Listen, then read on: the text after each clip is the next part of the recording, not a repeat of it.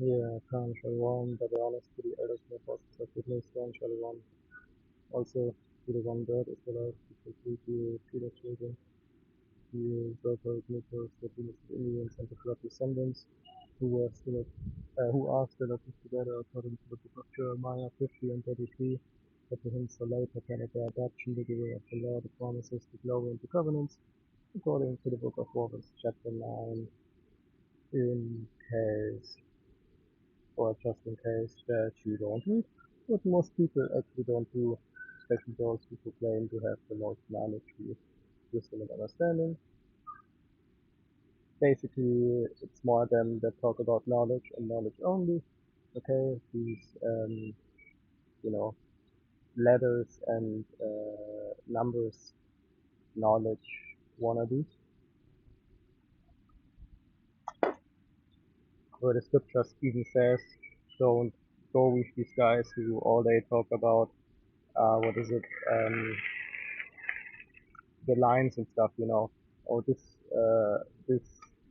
how is it called?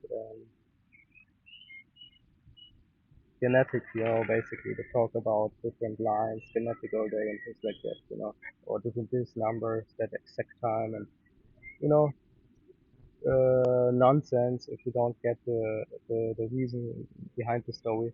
Okay, the data is good. Okay,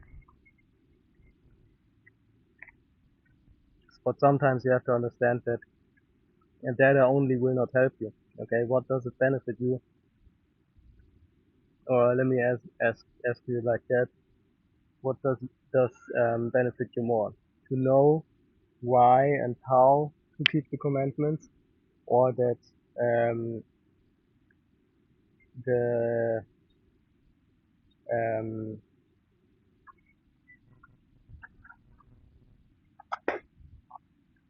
or that the wait, let me give you an example, or that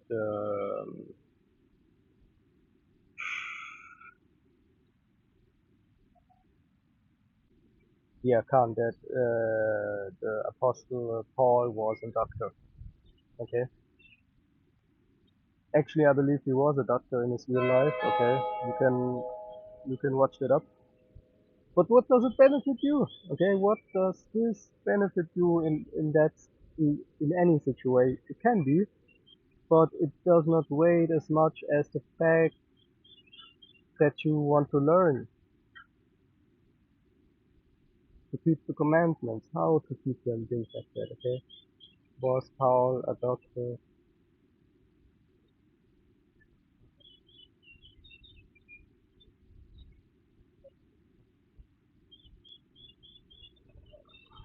Which apostle in the Bible was a doctor? Luke, the author of the third gospel and the Acts of the Apostles, was also a physician. Zalachia. I was, I was a lot studying today. I'm a little confused, Zalachia. Of course, it took Luke, not Paul. Zalachia. Okay, Luke. Of course, I know that, but as I said, I was so much studying today that my head is kind of like, uh, you know, there is really nothing in my brain at all. Okay, as it goes for now in the afternoon, because I was studying so much today that my brain is basically being put out, man. The light is put out, man. But I can still do that lesson, and I even have a topic very fast today, which is not always the case, you see. So sometimes it's better to be not so much worried and so much fuzzy, okay, with thinking and thinking and thinking. Okay, studying is good, but thinking about basically nonsense stuff is not good, you see. So the fact that I was studying today, of course, makes my brain like empty for today. That was it for today. Tomorrow I can study again, but for today it's too much. Okay, so basically to be worried all day long is not studying. Okay, not using the brain in a good way, but using the brain in a bad way. You see. So guess what? Just like the scripture says, I hope that you will not suffer for nothing or basically in vain. there are also ways to suffer for a good reason. Okay, you see, for the gospel, for example, you see. So there are always things that are good and that are not good in a certain matter. Okay, one way is good and the other is not good. To keep the commandments is good, but to keep them because you think you are safe through them only is not good. Okay, you also have to believe and to accept the fact that you are not perfect and you can't keep it 100%. Even if you do it, you will not keep it 100% perfectly. Okay, it is how it is. Anyway, so again, what does it benefit you? Uh, would you guess better? Okay, to know that Luke was a doctor or a physician, okay, or that have to keep the commandments, okay. Okay, that's nothing to compare, you know. That's really a big matter. But we have to start small with these people, especially those, as I said, who believe to know something. Okay, especially those you have to start small, okay, because they actually think that, you know, doesn't matter how much facts you put together, if you don't keep the commandments and even teach the people what's even worse, to not keep them, you are still not worthy to even uh, teach the gospel. Because what gospel you are teaching is the question, and the answer to that is you teaching something which is completely off and even is a curse not just unto you but unto those people that you teach it to. You see? So really the Bible even talks about it. Okay, let him be accursed, who teaches basically another gospel, which is another gospel. As soon as you say different things, then who? First Timothy 5:17 to 18.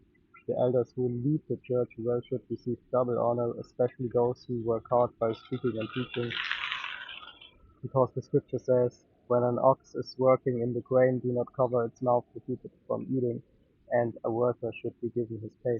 I understand that also in a way where you can say, I give them the double honors, and people, if they don't see the best effect in a certain video of mine, okay, they can still have that reference and can still go to these same and get the whole doctrine.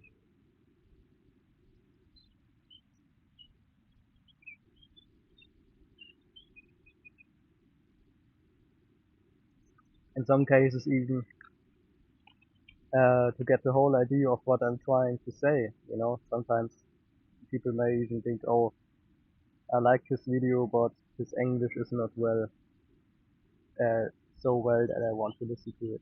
Okay, as far as I know, my English is of course not the best, but you can still understand the message, I believe, you know, which is more important.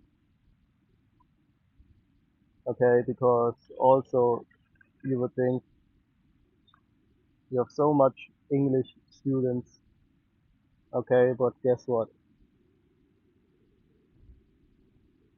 Most of these, I personally don't know one, but anyway, we don't know. Okay, but most of the ones who come not of these English speaking countries and studied that, okay, they're not in the truth, okay?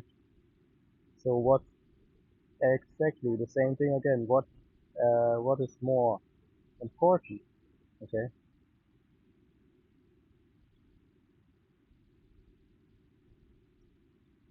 If you want to learn English, okay, you wanna look for a teacher, okay, for an English teacher, okay? That is not what my videos are about, you see? So this is kind of like the topic, um, this is kind of like the topic what I wanted to talk on First Timothy 5:17 to 18, and it's really important that you know, especially if you are in GMS, the Great Millstone. If you have the doctrine of GMS, the Great Millstone, you know, if you refer to these people, if you refer to yourself as a hopeful elect, okay, and if you understand yourself as an Israelite, okay, it's necessary that you give double honors to these same elders and apostles that, yeah, that teach us the truth, okay, 100% accurately, no flaws, no extra lie mixing in it, and things like that. Okay, no emotions in a way where it changes the, the sense, okay, of the doctrine. No feelings about it whatsoever. Okay, the truth and nothing else coming to you in a 100% direct form.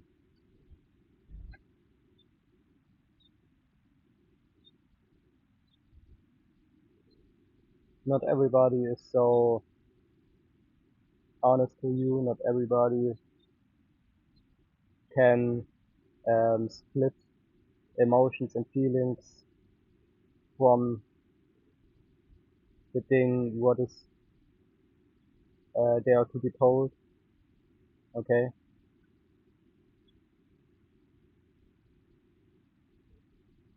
and it starts with them being not honest to themselves. Okay, so how can they be honest to you?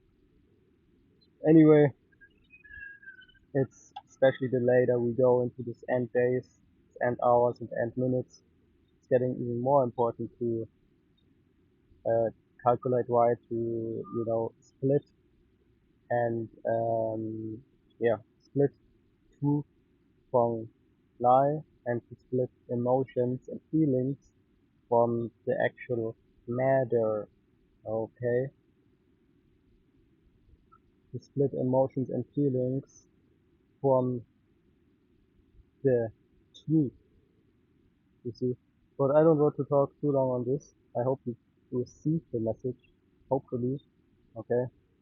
I wish you a good afternoon, and to be honest, to the elders and apostles of goodness, so I can't say it often enough, you know,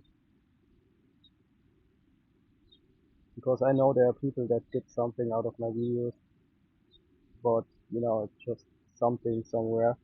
Okay, the real message comes always, doesn't matter which brother, it always comes from the elders and apostles who are directly under, King David, Yahweh Shai, and then Yahweh, the Godfather himself. You see, first they are the ones, and then comes, you see, these different higher orders, um, you know.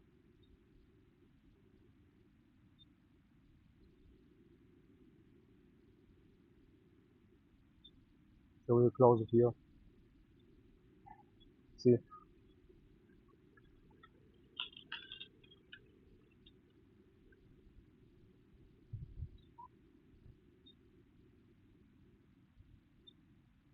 um, yeah, shadow on, and it's on to the next, basically, like the beautiful elder of the Kabbalah says the words, or sometimes. So.